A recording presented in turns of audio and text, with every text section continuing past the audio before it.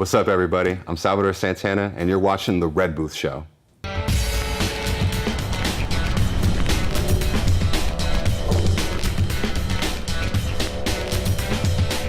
Hi, welcome to The Red Booth Show. I'm your host, Kimberly Q. On tonight's episode, I have musician Salvador Santana, and he is here to talk about his new album coming out, The Remixicans, and also a project he's working on called Latinx, plus a lot more. So come and join us. All right, so hey Salvador, how's it going? Good, how are you? I'm great. I'm so happy to have you on the show. Yeah, cool. Thank you for having me. Appreciate it. Yeah, this is really exciting because I know that you're working on a lot of new things. Yes, I'm just trying to stay busy. This day and age, you kind of have to. Just working on a lot of different projects, but having a lot of fun doing it and looking forward to sharing a lot of material with y'all very soon. Cool. Now I know you have some music coming out, and would you like to tell us a bit about that? Yeah, sure. So I recently had the opportunity to build a home studio at my house, and I'm super grateful and blessed that finally happened. And now I'm able to. I've been working and producing with the whole soundproofing and everything, the whole setup. Got it all taken care of and stayed within budget, which made me happy. Wow. Which is not easy to do, and like I said, it now enables me to link up with a lot of different artists. I've been composing original music and remixes for them. Some maybe you might have heard of Devin Werkheiser, along with Soup from J5. Cool. Yeah, that was pretty dope. He's a character, man. Just had a blast working with those cats and just learning. Also had the opportunity now to write and compose for music and television, film and television, excuse me. That's where the money's at, I hear. Oh yeah, absolutely. That's where that consistent work is at. I recently scored 2 movies, a short one, about 10 minutes, and a full-length one, about an hour or so.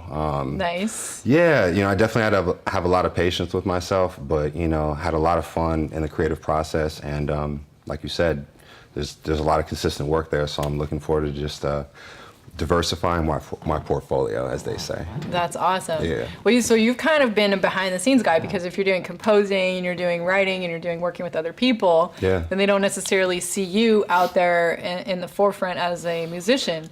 But I do know that you do have some of your own work as an artist as well, right? Yeah. I've also I've been working with a group of musicians, my band as well, a variety of different musicians here around Los Angeles and just everywhere. I'm not saying that I'm like... What's your band called?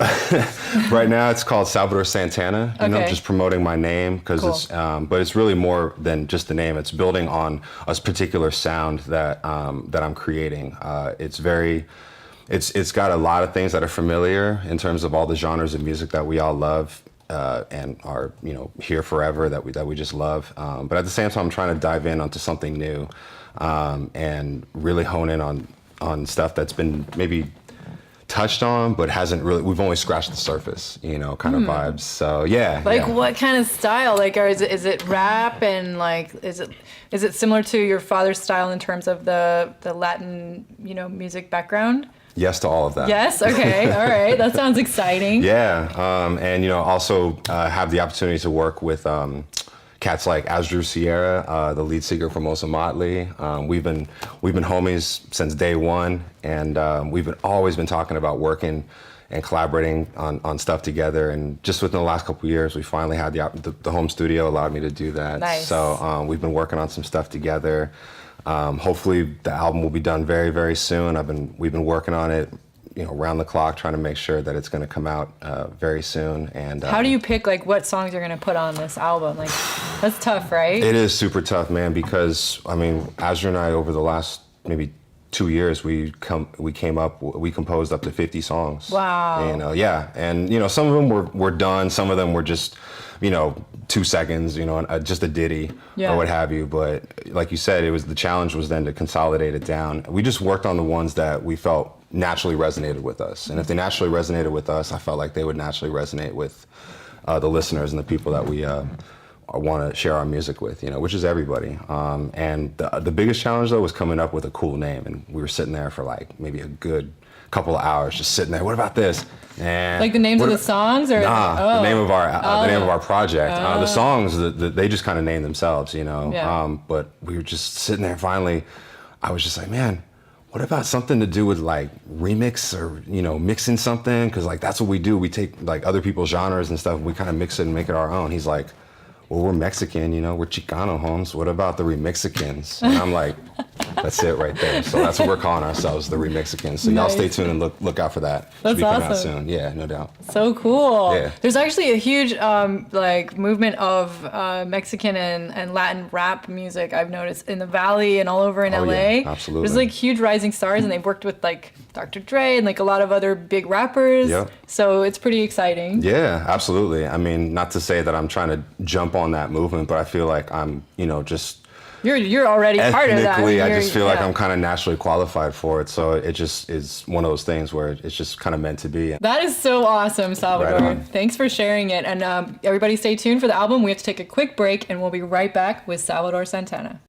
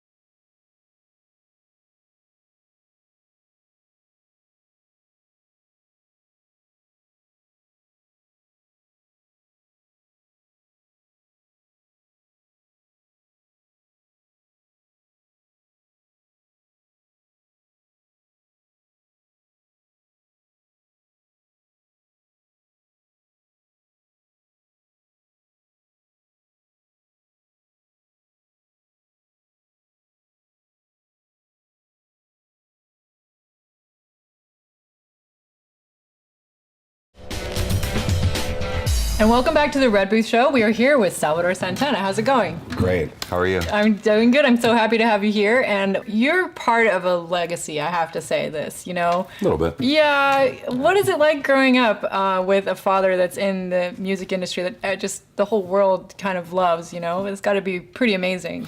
Yeah, you know, I mean, just like everything to life, there's, you know, plus sides, positives, advantages, and, you know, there's also things that you just kind of have to deal with as well. But overall, very grateful for the life that I have and have had growing up, you know, with my family and the background. Just growing up in the Bay Area and in California, I think for me also really helped influence who I am. And now that I'm living in Los Angeles, you know, and I have family down here too, I just kind of claim all of California, you know. But just growing up in the Bay Area and just in California in general, like really helped shape me to be the person who I am, only because of how diverse those two particular locations are just in general, with music, arts, culture, cuisine, you know, just influence and everything. So And the Raiders. yeah, no doubt. Even though they're going to Vegas pretty soon, That's it's all right. good. It's all good, you know. But They'll be closer. You could go check it out from Los Angeles. that's kind of true. And well, I was gonna say I got family also out in Vegas too, so I can go out there too. Oh, and nice. Catch a few games or you know whatever. But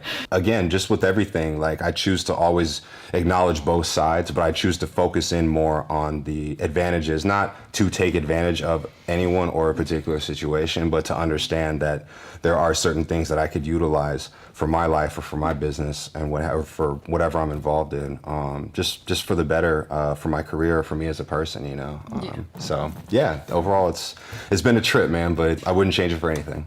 Do you ever get to go on tour with your dad? Like, yeah? Oh yeah. All over the world, or where have you been? Oh man, where haven't I been? Yeah, absolutely. You know, especially as I got older, and you know, finished school and everything, and that time between college and just life, you know, in my 20s, just trying to figure out what I wanted to do.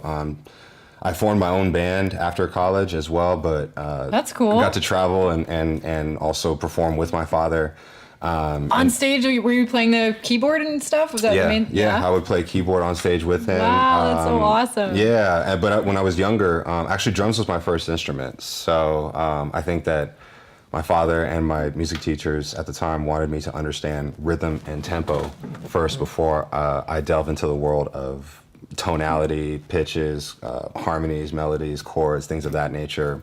My pops is old school, man, and the people that taught him are super old school. You can be the most amazing musician in the world, go to Juilliard and study with all these people, but if you can't, as a live musician, if you can't make a group of people get up and dance and just have a good time, then it doesn't matter. You're not doing your job, you know. So that was my roots and that was my foundation. So as a drummer, I got to go up and grab different percussive, and my dad would be like, and here comes the children, bring the future generation out somewhere during the performance, and me and a bunch of kids would come out on stage, I grab a drum and I start banging on the drum, you know, in front, and people would go crazy, and wow. That was kind of my first taste of like, wow, I actually have not like bongo drums and like just something. There was this one called the talking drum. It's an African instrument that you put in between your armpit and you kind of squeeze it, and the tones kind of get you know, higher or lower or what have you. And it's got this weird curvy kind of stick. I used to play that thing all the time, man. I loved it, and that was when I first noticed on stage that you can get a reaction out of people, and you can kind of command, not control, but more or less command the audience and the crowd. And that's amazing because, I mean, you just went straight to it with a huge audience like that. Yeah, and most people would, you know, they would faint. They would pass out. I was going to say something else, but yeah, let's just say that. Yeah, I know what you were going to say. And there were probably times that were like that, but you know, like you and I were speaking a little bit off camera. You know, sometimes if you get those nervousness feelings, those butterflies, that means that's what life is telling you. That's what you're supposed to be doing. If you get those nervous feelings, not like uneasy, but like excited. The butterflies, like I'm anxious, but I don't know, but I feel like it. That means you're on the right track, you know. And once I tasted that on stage and just playing in music in general, whether it's inside the studio, behind the scenes where nobody can see me, or I'm on stage in front of a few people, a few hundred, a few thousand, it doesn't matter. I'm just really grateful and blessed to be in this position, and just, you know, I just want to invite people to have fun, you know, along with me in in making music and listening to music and this thing called life, you know what I'm saying? Yeah, that's really cool. So how long have you been performing? My whole life, you know. Like I said, been on stage since you were like 3. He was like, come on out, and you just came out. You know what? I think I can't remember the exact age I was, but there is a story of my dad being on stage. I'm in the backstage, and I'm just old enough to walk, and I get out of my mom's or whoever's babysitting me or whatever. I get out of their grips, and I run on stage, and my dad's just like, "This is my son," and everyone just goes crazy, and he lifts me up. Not like Lion King, you know, Simba, but he kind of lifts me up, and everyone just kind of, you know. So that was a cool moment. But you know, yeah, I've just been performing my whole life. You know, este es mi sangre, man. It's in my blood. You know, that's just what I'm supposed to be doing. And like I said, it's bigger. It's bigger than me. I feel like there's a bigger energy that's using me as an instrument to be able to showcase and share what's really going on and what's really supposed to be happening in this world, you know? That's awesome. Respect. Okay, well, on that note, we have to take another quick break, but we'll be right back with Salvador Santana.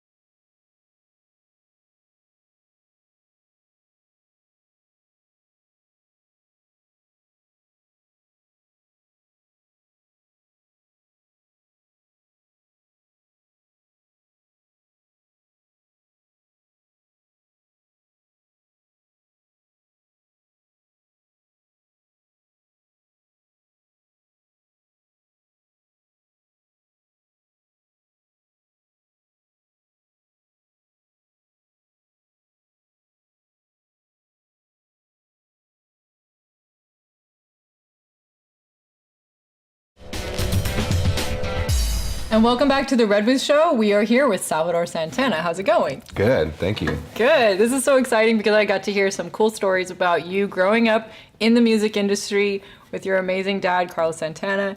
And now you also have your own legacy that you're leaving with composing, writing music, and your own album. And you've also been delving into some other areas, which I think we should talk about too, which you have the project called Latinx. Mm-hmm. Yeah, so first of all, Latinx is a term that is used to describe basically people or any subjects that are related, culturally to Latin heritage. Latino and Latina is still relevant, but we're in 2017, about to be in 2018, and just like computer software and technology, we got to update the way we think and our concepts and what have you, especially politically and culturally. And why I like Latinx so much is that it's all inclusive. It's not separating anyone or anything, especially with regards to the male or female. I was just gonna say, let alone the LGBTQ community, especially in Spanish too, everything is gender classified, or it's very organized in a gender way, Latino, Latina. Right, and like the names of things are either male or female. Absolutely, even, right? And I totally respect that as someone who is of Hispanic descent and culture. I totally honor and respect that. However, I'm also for just being all inclusive and including everybody. And that's why I really like Latinx, and also wanted to, that's kind of what propelled me to want to do this project. So my super awesome team and I got together and came up with this concept that we eventually called 30 Days of Latinx. And we called it that because we wanted to take Hispanic Heritage Month, which is between, I think, September 15th and October 15th. And we wanted to basically create a series of videos that highlight a variety of different people that are of the Latin community that have helped influence or contributed to amazing things in American history. Cool. Yeah, it was really cool. And some of the names were, let's see, Roberto Clemente, baseball player to reach 3,000 hits. First guy to do that.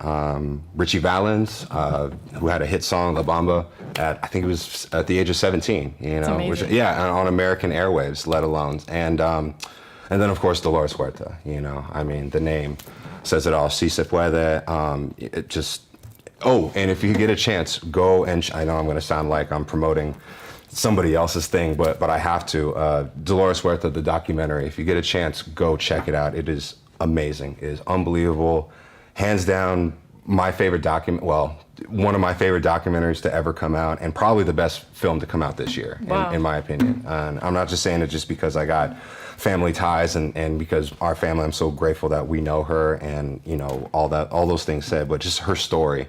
Everybody needs to understand who she is because she is nothing short of incredible. The writers and everybody on the team, man, they just worked around the clock tirelessly. I can't say enough about everybody that contributed to make it happen. And well, let's give everybody a little taste. I have a clip here that I'd like to show you guys of his Latinx. How many times have you heard someone say, Latinos are always on welfare? This is a total myth. And it's a tough myth to dispel, thanks to rhetoric and representation of Latinx in the media, like Maria the Nanny or Miguel the Gardener. But check it out. Let's look at some data. Hispanics actually have significant consumer buying power. A St. Louis Federal Reserve study finds if the economic trends of the past 2 decades hold up, Hispanics could see their wealth triple in the next 10-some years, owning anywhere between 2.5 trillion to 4.4 trillion in wealth. Furthermore, according to an economic study sponsored by RBC Capital Markets and the Latin Donor Collaborative, Latinos were responsible for 29% of real income growth in the United States from 2005 to 2015. Additionally, the study found the number of Latinx households with income over $150,000 grew 194%. Woo! Hello, 6 figures. So the next time you hear someone say, Latinos are poor, you might want to remind them the number of affluent Latinx households, which is growing much faster than for the overall population.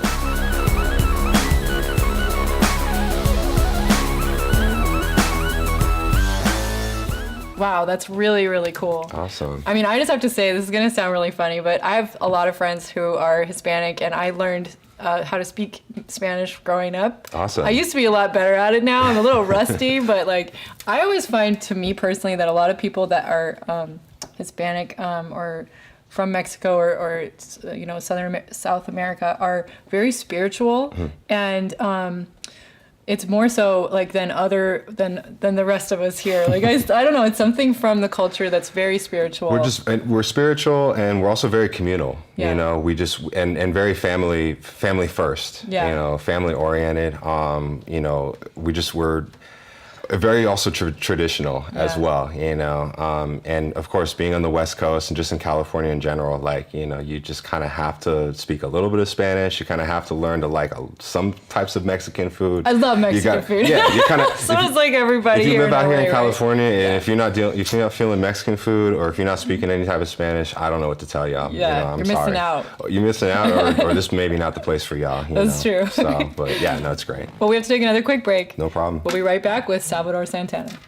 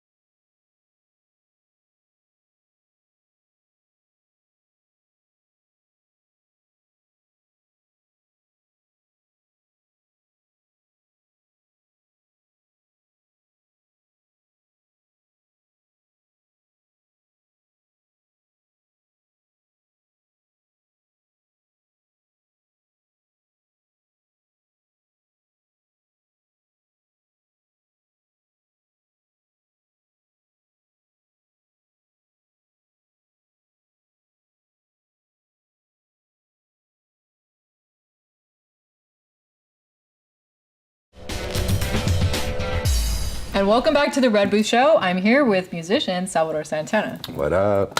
So you are doing some stuff that's kind of political, and you're doing music. Yep. You're kind of going out there and representing the Latino community, Latinx, I should say, right? Yep, Not yep. Latino or Latina, but everybody. All of it. Yeah, and you have some projects coming up new that we should talk about. Yeah, I got a few things coming up that are on deck. Like I was saying earlier, I got this project that I'm doing with Asdru Sierra, the lead singer from Oza Motley, and we're calling ourselves the Remixicans. Orale way.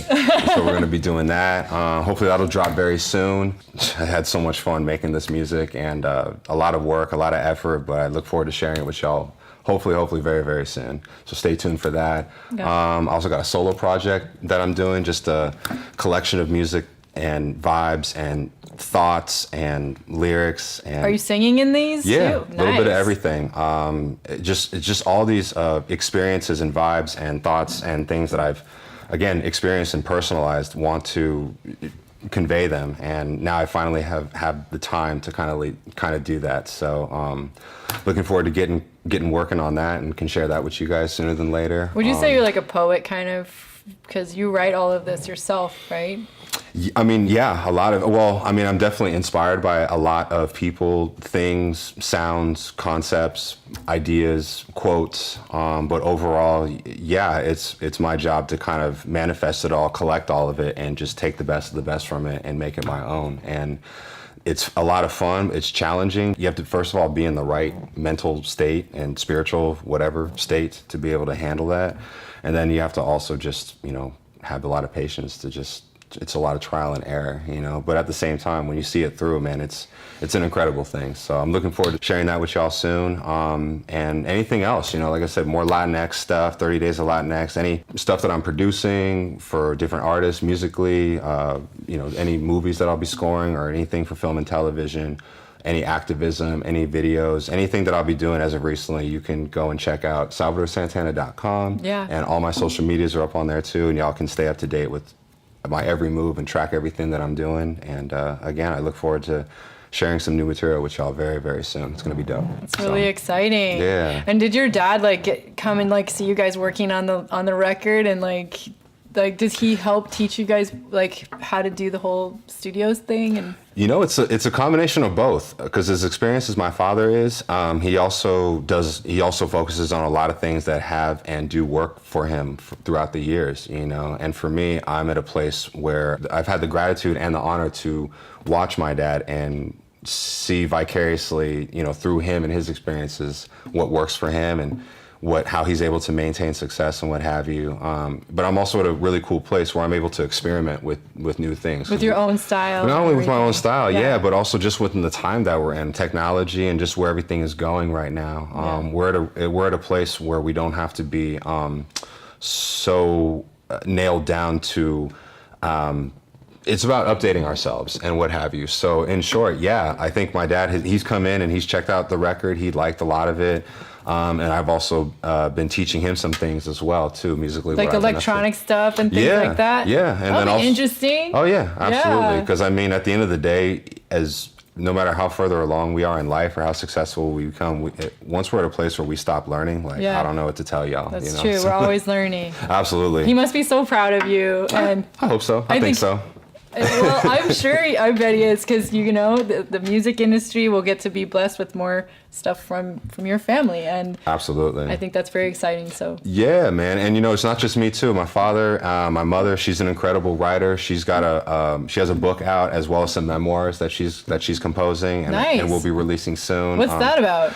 It's just, you know, some stories that she has had in her life and talking about me and my sisters and how we grew up and just, you know, some embarrassing, there's some also cool stuff in there. Oh no, you're like, Mom, don't tell the story. Yeah. Well, actually, the more embarrassing stuff is in my dad's book, to be honest. Oh no. My mom keeps it real. And then, yeah, my two sisters, they both are also musicians and artists as well. So really? Yeah. So I like to also, you know, continue to work with them and watch them grow and see how they evolve too. And, you know, also pass along some stuff because Are they your little sisters? Or? Yeah. I'm the oldest. Yeah. High five, because I'm the oldest too. Respect. That's right. We're the most responsible. You know, it's just the way it is. At least that's what I keep telling myself, though.